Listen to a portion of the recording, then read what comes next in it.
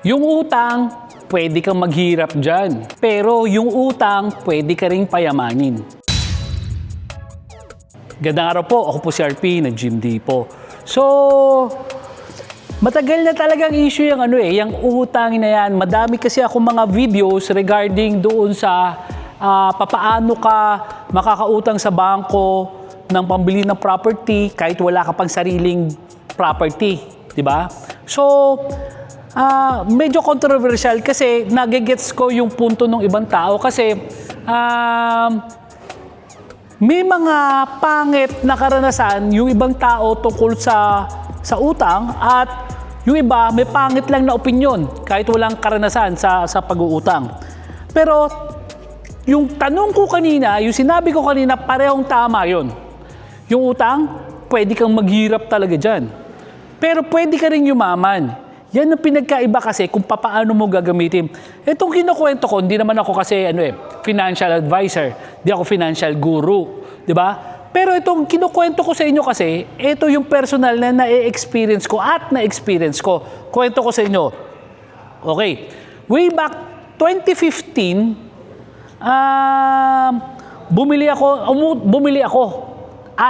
inutang ko pala. Bumili ako ng property na inutang ko. Yon. Bumili ako ng property na inutang ko diyan sa may Antel, diyan sa may General Trias, Cavite. So, binili ko yan, lote lang, kasi maganda, iniisip ko, magandang investment to, di ba? Sino ba naman ang hindi magagandaan sa pag-invest sa lupa? Lupa lang. Okay. Tapos, way back 2014, bumili naman ako ng pick-up. Siyempre, cool yun eh. Bilang batang 90s, pagka may pinangarap ka mga sasakyan, ganun yung mga malalaki, pick-up eh, di ba? So, iniisip ko, magagamit ko sa negosyo. Pero honestly, dahil maikli lang naman talaga yung bed sa likod ng pick-up, hindi ko rin talaga nagamit sa negosyo kasi lalaki nung mga nung mga equipment ko. Kung nagagamit ko man siya sa negosyo, yun yung gamit ko. Pag pupunta ako doon sa mga de-deliveran ko at mag-a-assemble ako. So basically, ginamit ko yung pick-up na yon para lang makapag-assemble. Hindi para magkarga ng gamit. So, buti pang bumili na lang ako ng mas maliit na kotse. Okay. So, naghulog ako ng ilang taon sa pick-up. 4 na taon yun. 4 na taon. Biro mo, 1 taon na lang. Akin na. 4 na taon. Tapos dyan sa lupa sa Antel, nakabayad ako 3 taon. Parehong nailit yun. So, basically, mahigit 1 milyon yung nailabas kong pera na nasunog. Bakit? Kasi binili ko yung inutang ko na pera, pinambili ko ng isang bagay na hindi naman kumikita ng pera. Luho yun eh. Sa isip ko, investment yung investment yung lupa na yan. Pero honestly, hindi. Bakit siya hindi investment? Kasi yung panghulog dyan sa property na yan, galing sa sarili kong bulsa. Yung sa pick-up, yung panghulog sa pick-up, galing sa sarili kong bulsa. So, kailangan kong pagsikapan ako mismo. Kailangan kong pagsikapan para magkaroon ako ng mas maraming pera pambayad sa utang ko na yon. Di ba? So, maswerte ako. Kasi, una, iba yung mindset ko. Hindi ako nagpa-apekto. So, sa ibang tao, dahil nailitan sila doon, hindi na ako uutang, pangit ang umutang. At maswerte ako, pinagkatiwalaan pa rin ako ng mga bangko. Okay. Fast forward, 2015, 2014, nakabili ako ng lupa lang sa Antel, tapos nakabili ako ng pickup, utang din, nailit siya. Okay. Fast forward, 2019, swerte ako, nakautang uli ako ng property sa BDO. Okay. Ito yung, pakita natin, itong bahay na makikita nyo na yan, inutang ko sa bangko yan na 2 million mahigit. 2 million. I-flat mo na 2 million. 5 years to pay, tapos 40,000 pesos buwan-buwan ang monthly amortization. Okay. Ano ngayon yung pinagkaiba nito doon sa lupa na binili ko sa Antel? Yung lupa sa Antel, walang silbi yun dahil wala siyang property, wala siyang bahay na pwede ko sanang paupahan. hindi kumikita yung antel. Samantalang itong bahay na inutang ko noong 2019, pakita natin, ginawa nating gym na maliit. 30 square meter siya na gym. So, yung property na yan, kumikita siya. At yung kita ko doon sa gym na yon, yun yung tumutulong sa akin sa pagbabayad doon sa property na yon. May mga times, sobra pa yung kinikita ko doon sa gym na maliit na yon para mabayaran yung utang ko. Pero may mga times talaga kulang din. Pero okay lang. Kasi kung mag-aabono man ako, maliit na lang yung iaabono ko. At yung inabono ko ngayon, kinukonsider ko na para siyang naguhulog lang ako ng pera sa alkansya ko. Kasi hindi naman ako nag-abono ng upa. Yung upa kasi lilipad yan eh. Hindi ko mapapakinabangan yan. Pero yung upa ko sa bangko, yung equity, pumapasok yan sa equity ko. Lumalaki. Kada naguhulog ako, palaki ng palaki yung equity o yung pag-aari ko. Kasi hindi pa 100% akin yun eh. Kasi nakasanla sa bangko. So kada buwan na hulog ko sa kanya, palaki ng palaki yung equity ko. Okay? So yun yung kagandahan doon. Okay? Tapos, 2020. Okay. Bumili naman ako ng van. Pakita natin, sana may video ko. Bumili naman ako ng van.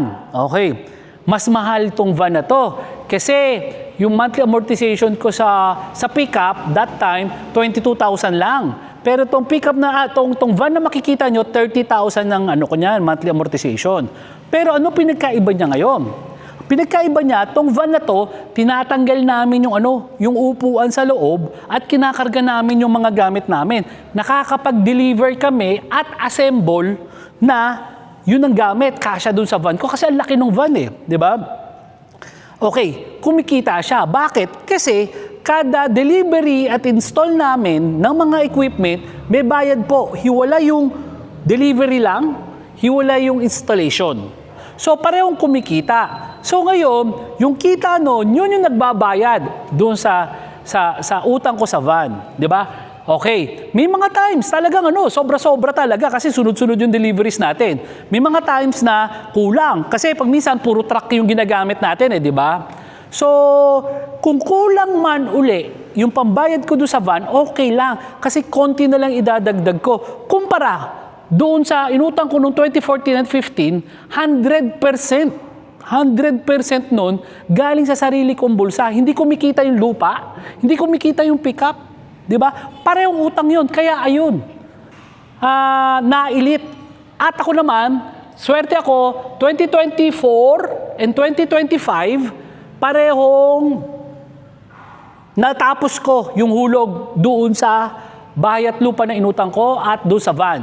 Okay, 'di ba? So ngayon, isipin mo, kumikita na siya, 'di ba? So yun yung diferensya ngayon nung saan mo ginamit yung utang mo. Kaya maraming sa atin na close-minded kasi niisip nila masama yung utang eh. Masama yan kung hindi maganda yung pagpupuntahan nung inutang mo kung luho na ang pagpupuntahan niyan or luho na nakadisguise na kunyari investment, wala talaga mapapala. Mahihirapan ka kasi ikaw mismo magbabayad niyan. Diba?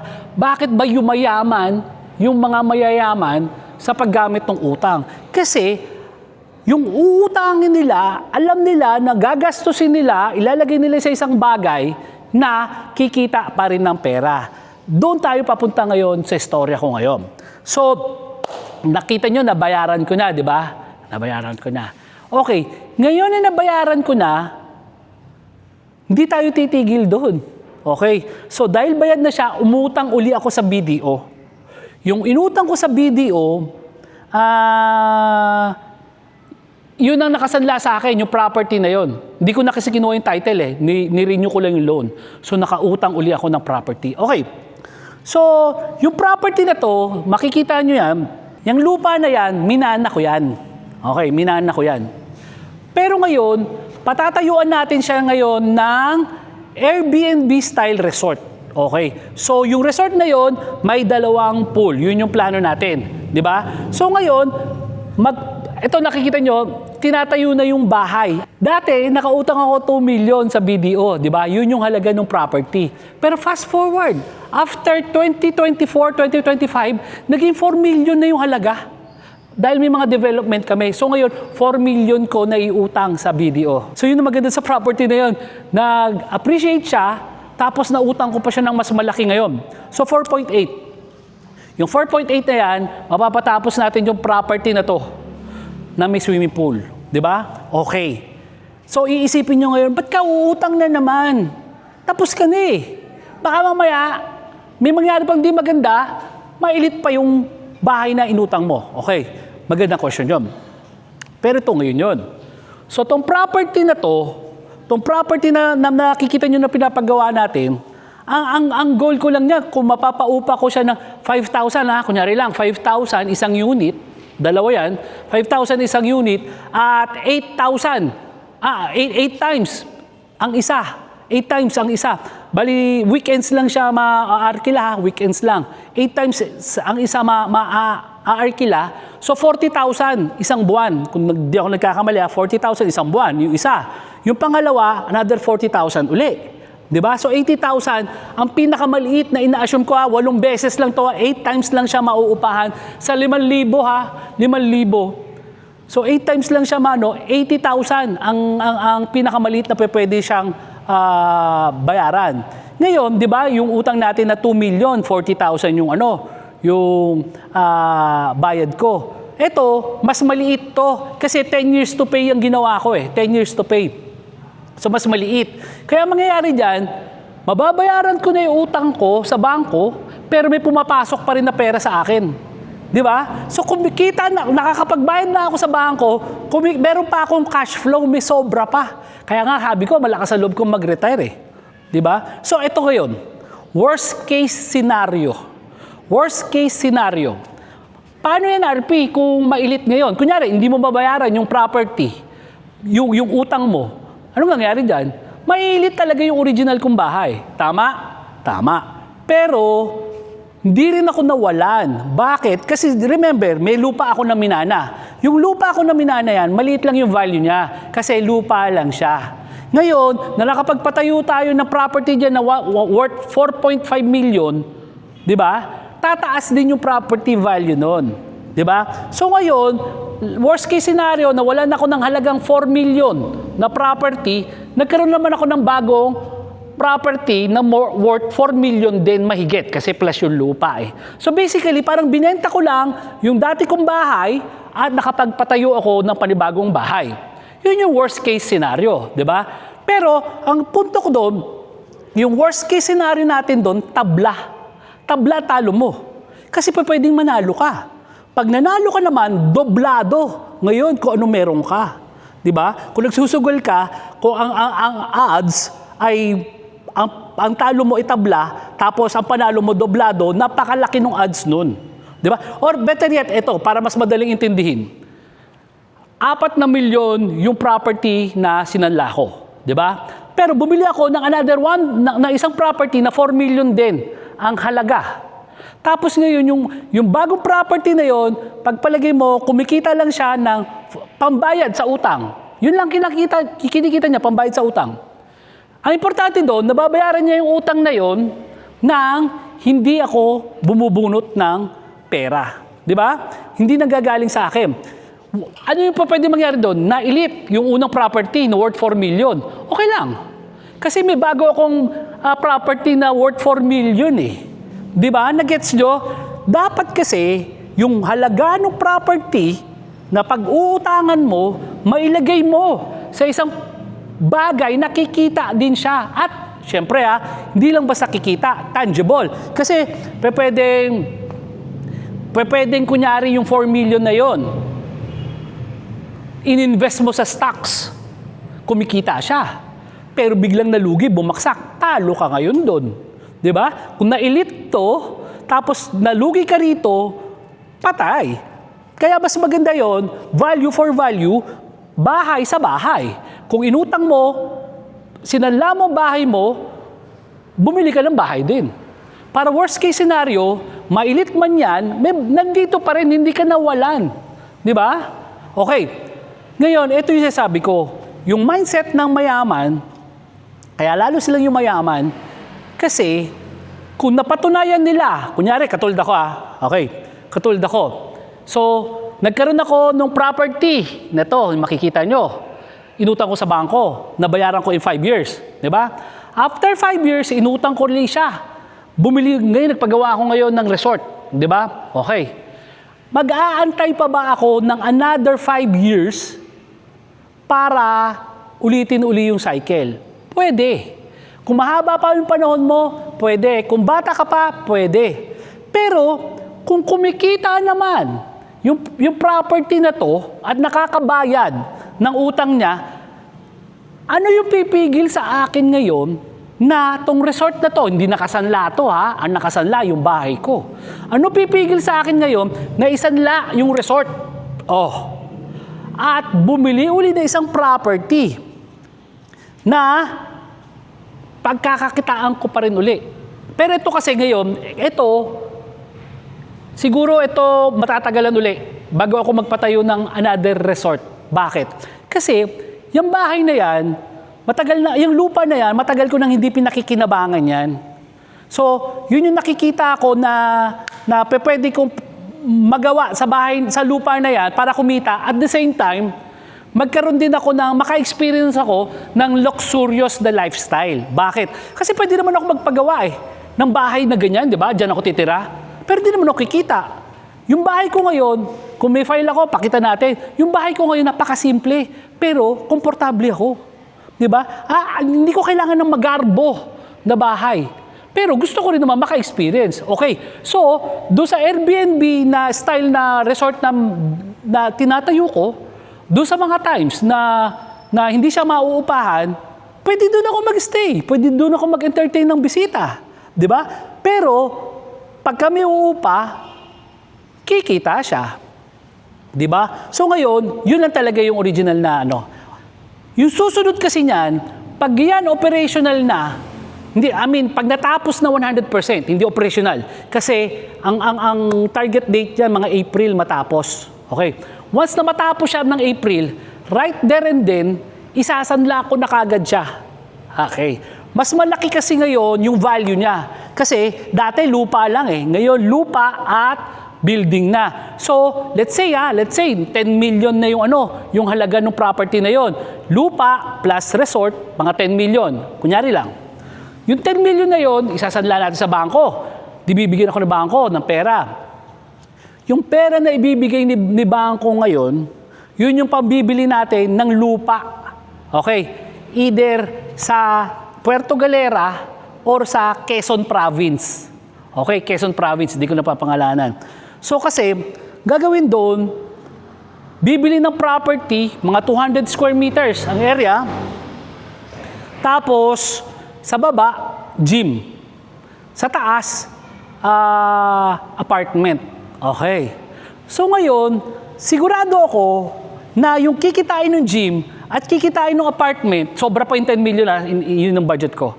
So sobra yon. Yung kikitain ng pambayad ng utang niya buwan-buwan. Di ba? So, bumili uli ako ng property at yung pinambili ko, inutang ko lang sa bangko rin.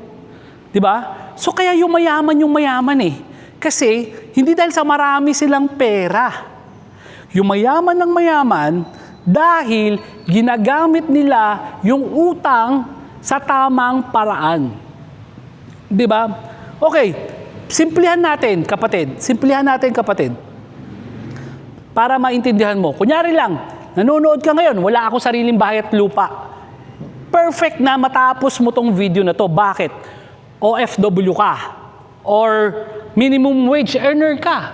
Diba? O dito ka nagtatrabaho sa Pilipinas at wala kang sariling bahay at lupa. Ito ang pwede mong gawin. Kung Pag-ibig member ka, umutang ka sa Pag-ibig ng pambili ng property. Okay. Mas maganda nga sana niyan, pera yung maiutang mo sa Pag-ibig, bili ka lang lupa. Kahit maliit, 100 square meters, lupa. Sa lupa na yan, tayo ka ng 2 palapag. Okay. Yung unang palapag, gym. Or kung ano man business. Okay.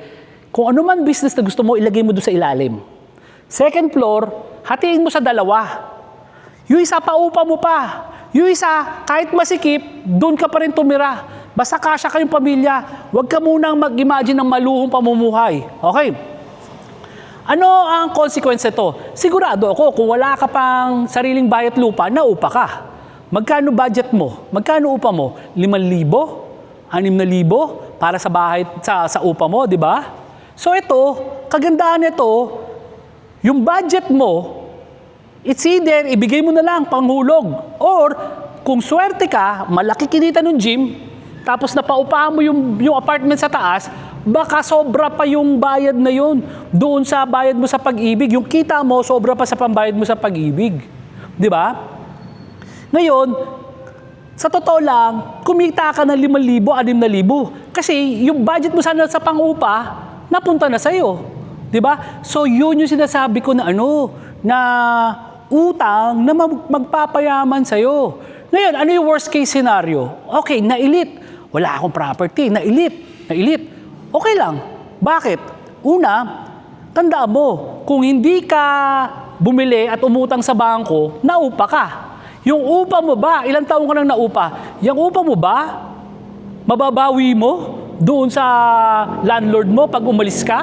Hindi. Di ba? Yung upa ba, bayad yan sa property na yan, magiging sa'yo? Hindi. Di ba? Pero kung umutang ka sa bangko, parang ganun din. Kunyari lang, worst case scenario, nailit. Di yun yung yun yung gastos ko sa upa. Pero ito yung maganda. May posibilidad dahil may gym ka, may apartment ka, hindi ka naglabas ng pera. Kumbaga yung gym at saka yung apartment ang nagbayad doon. Di ba? Worst case scenario. Pero, meron pa yan. What if? 2 taon, 3 taon ka na nakakapagbayad, di ang laki na nababayad mo, di ba? Pwede mo ipasalo yan. Kikita ka pa doon na hindi mo magagawa kung naupa ka.